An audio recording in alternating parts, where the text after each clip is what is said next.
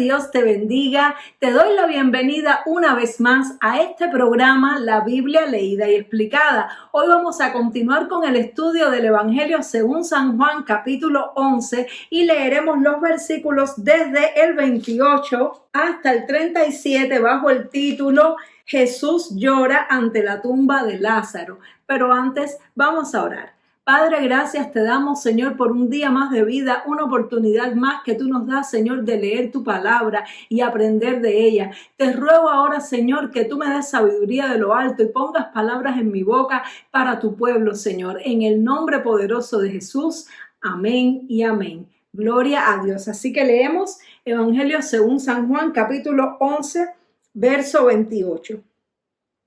Habiendo dicho esto, fue y llamó a María, su hermana, diciéndole en secreto: el maestro está aquí y te llama. Ella, cuando lo oyó, se levantó de prisa y vino a él. Jesús todavía no había entrado en la aldea, sino que estaba en el lugar donde Marta le había encontrado. Entonces los judíos que estaban en la casa con ella y la consolaban, cuando vieron que María se había levantado de prisa y había salido, la siguieron diciendo: va al sepulcro a llorar allí. María, cuando llegó a donde estaba Jesús, al verle, se postró a sus pies diciéndole: Señor, si hubieses estado aquí, no habría muerto mi hermano. Jesús entonces, al verla llorando y a los judíos que la acompañaban también llorando, se estremeció en espíritu y se conmovió.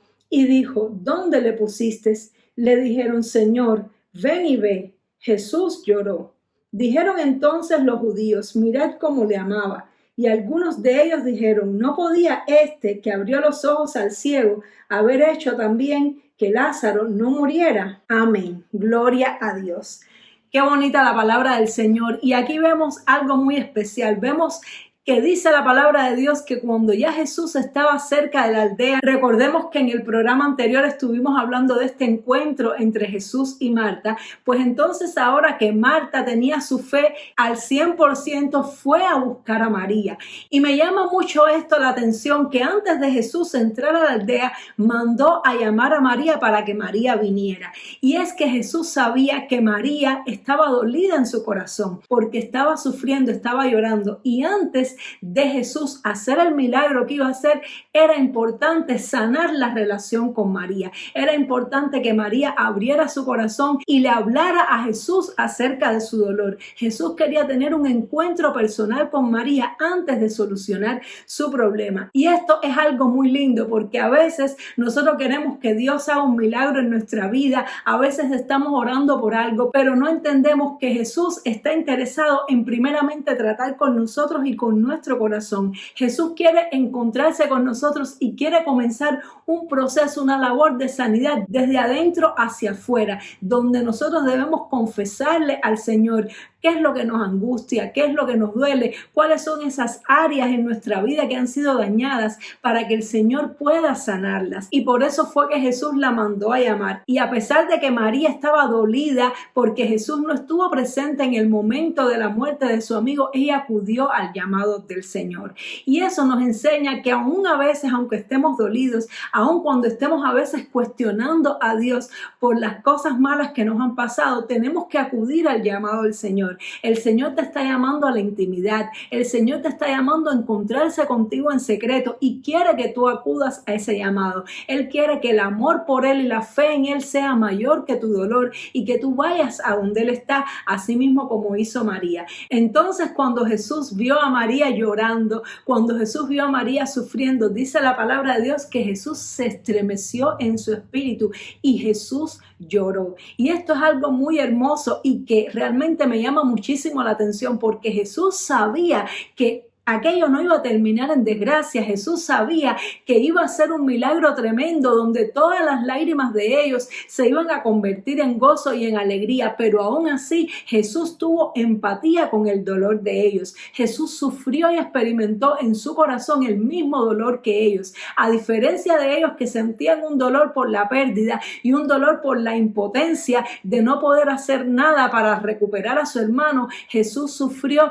pero sufrió por elección. compasión, sufrió por amor, sufrió porque se puso en el lugar de ellos y sintió el mismo dolor que ellos sentían y lloró junto con ellos, aun cuando sabía que ese proceso muy pronto iba a terminar. Y esto es algo muy lindo que nos enseña, como dice la palabra de Dios, que debemos llorar con los que lloran, que debemos acompañar a las personas en su dolor y su sufrimiento, empatizar con aquellos que sufren para poder darles el amor y la fortaleza que ellos necesitan. A veces vemos que alguien está pasando por un problema y sabemos que ese problema tiene una solución a corto plazo, o sabemos que solamente es una etapa de la persona, o tal vez sabemos que la persona está ahí porque literalmente se lo buscó, se metió en problemas por su desobediencia y por eso está sufriendo. Pero Dios no quiere que seamos orgullosos y que miremos el sufrimiento de los demás con arrogancia, sino todo lo contrario. El Señor quiere que tú y yo empaticemos con las personas y suframos con su dolor, sintamos lo que ellos sienten para que luego nos alegremos también con su alegría y con su felicidad.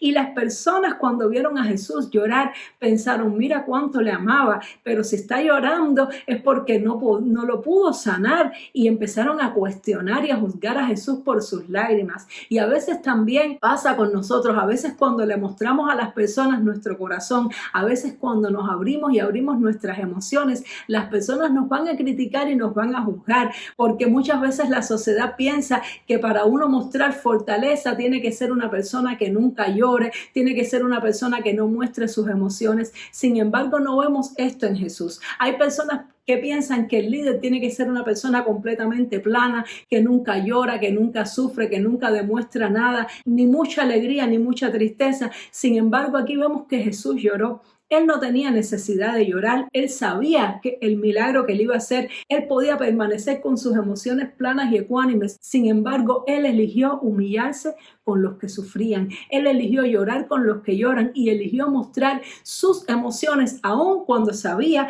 que podía ser criticado por esto. Por eso no te preocupes cuando las personas te critican o te humillan por tú mostrar tu emoción, por tú mostrar tu debilidad, porque el Señor dice que Él exalta a los humildes y que Él está con los de corazón contrito y humillado. Los hombres también pueden llorar, todas las personas pueden llorar, porque el llanto es un mecanismo establecido por Dios para ayudarnos a liberar las tensiones, para ayudarnos a liberar las cosas dolorosas que podamos estar atravesando. Por ejemplo, el rey David fue un ejemplo de una persona que, a pesar de que tenía un gran liderazgo, siempre mostró sus emociones. David en ocasiones lloró delante de las personas a las cuales lideraba y mostró su fragilidad, y también fue criticado por esto. Y también en momentos de alegría David danzó con algarabía, con júbilo, y también fue criticado aún por su propia esposa. Esto nos muestra que cuando tú y yo mostremos nuestra emoción, las personas nos van a criticar, pero esto no nos debe importar,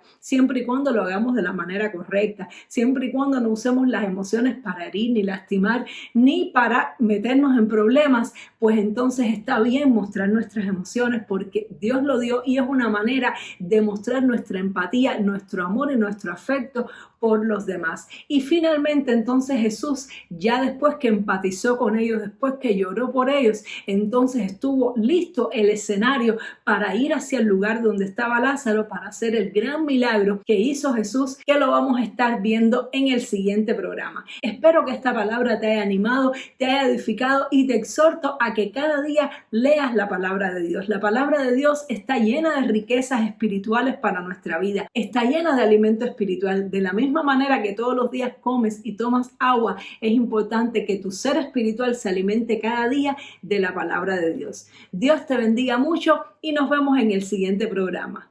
Chao.